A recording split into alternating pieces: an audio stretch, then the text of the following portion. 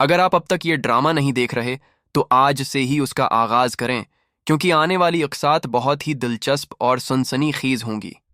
ڈرامے کی مرکزی کردار مہرالن سا ہے، جو شنواز نامی کردار کی محبت میں اس حد تک گرفتار ہو چکی ہے کہ اسے اپنے رشتہ دار بھی یاد نہیں رہتے۔ شنواز ایک چالاک شخص ہے جو اپنے ذاتی مقاصد کے لیے مہرالن سا کو استعمال کرنا چاہتا ہے۔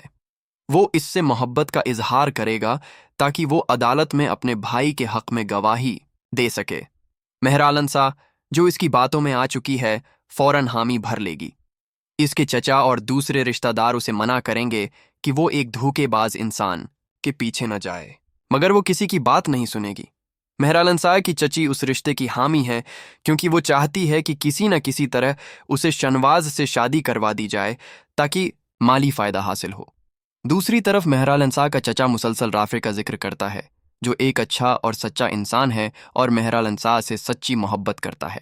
جب شنواز کا پروپوزل آتا ہے تو مہرالن سا کی والدہ بھی رضامند ہو جاتی ہیں۔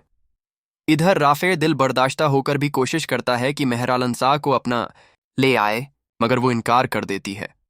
رافع کی والدہ اسے سمجھاتی ہے کہ یہ لڑکی تمہارے قابل نہیں، اور وہ بالآخر اس کی بات مان لیتا ہے۔ جب شادی کا وقت آتا ہے، شنواز اپنی ماں کو بھی قائل کر لیتا ہے کہ یہ شادی ان کی سیاست کے لیے فائدہ مند ہے، اور میڈیا پر اس شادی کو خوب پذیرائی ملتی ہے۔ شادی کے بعد شنواز اپنی اصل نیت ظاہر کرتا ہے کہ اس نے شادی صرف بدلہ لینے کے لیے کی ہے، تاکہ مہرالن سا کو ذلیل و رسوا کر سکے۔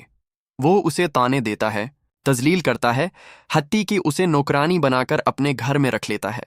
شنواز کی ماں اسے طلاق دینے کا مشورہ دیتی ہے، مگر وہ انکار کر دیتا ہے کیونکہ اسے بدنامی کا ڈر ہے۔ وہ مہرالن سا کو اس قدر تنگ کرتا ہے کہ اس کا دل پتھر بن جاتا ہے۔